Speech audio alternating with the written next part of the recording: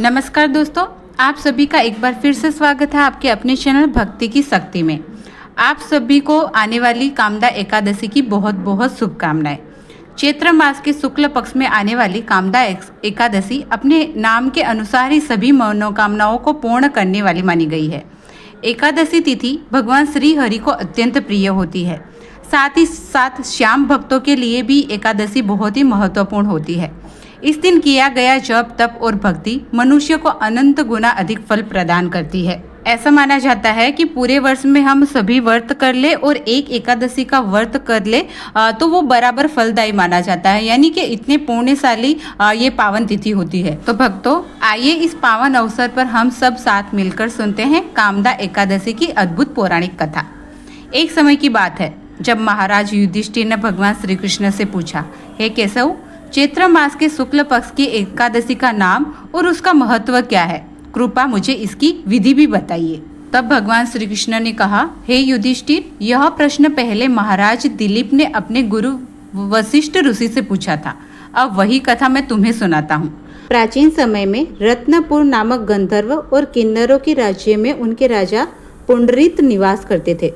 गंधर्व और किन्नरों के इस राज्य में सुख, समृद्धि और प्रसन्नता का वास था।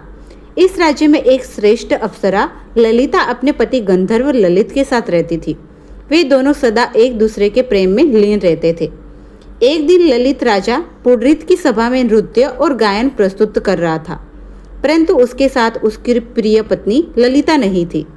नाचते और गाते समय उसे ललिता की याद आ गई और उसके पैरों की गति धीमी हो गई और स्वर बिगड़ गए। तब सभा में उपस्थित नाग राजाओं में श्रेष्ठ कर्कोटक नामक एक नाग को ललित के मन का संताप ज्ञात हो गया।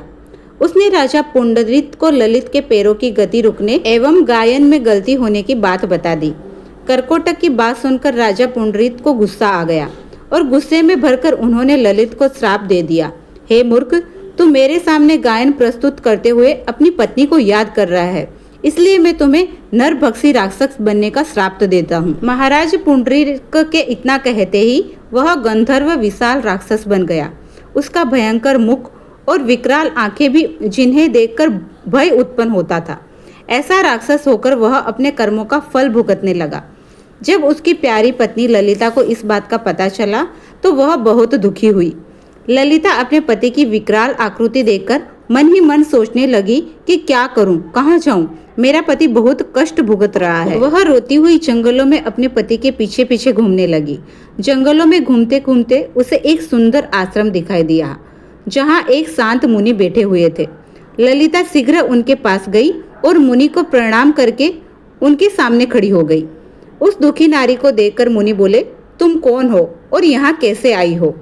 ललिता ने कहा, हे महामुनि, मेरा नाम ललिता है। मेरे स्वामी अपने पापों के कारण राक्षस बनकर घने जंगल में भटक रहे हैं। उनकी यह अवस्था मुझसे देखी नहीं जा रही। आप मुझे कोई ऐसा उपाय बताइए जिसके प्रभाव से मेरे पति को राक्षस योनि से छुटकारा मिल जाए। मुनि बोले, हे पुत्री, इस समय चैत्र मास के शुक्ल पक्ष की कामदा नामक एकादशी है, जो सभी पापों को हरने वाली और अति उत्तम है। तुम कामदा एकादशी का विधि पूर्वक व्रत करो और व्रत का पुण्य अपने स्वामी को प्रदान कर दो। पुण्य देने पर क्षण भर में ही उसके सारे दोष दूर हो जाएंगे। मुनि के ये वचन सुनकर ललिता ने कामदा एकादशी का विधिवत व्रत और पूजन किया।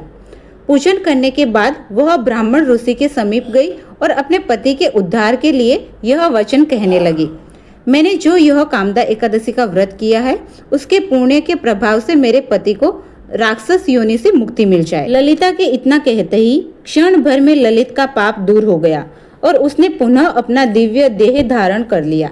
वे दोनों पति पत्नी कामदा एकादशी के व्रत के प्रभाव से पहले की अपेक्षा और भी अधिक सुंदर रूप धारण कर स्वर्ग लोक को प्राप्त हुए। हे धर्मराज युधिष्ठिर, मैंने संसार के हित के लिए आपके सामने इस व्रत का वर्णन किया है। कामदा एकादशी ब्रह्म हत्या आदि पापों से मुक्ति प्रदान करने वाली है। राजन, कामदा एकादशी की कथा को पढ़ने और सुनने से वाजपेयी यज्ञ के समान फल प्राप्त होता है। इस प्रकार कहकर श्री कृष्ण ने महाराज युधिष्ठिर के सामने कथा का समापन किया। दोस्तों, ये थी कामदा एकादशी की व्रत कथा। आपको ये कथा कैसी लगी कमेंट करके हमें जरूर से बताइएगा। अगर आपको ये कथा पसंद आई हो तो वीडियो को लाइक कर दीजिए और आपके अपने ही चैनल भक्ति की शक्ति को सब्सक्राइब जरूर से कर दीजिए। पूरा वीडियो अंत तक देखने के लिए आप सभी का बहुत बहुत धन्यवाद। जय श्री हरि विष्णु, जय श्री श्याम।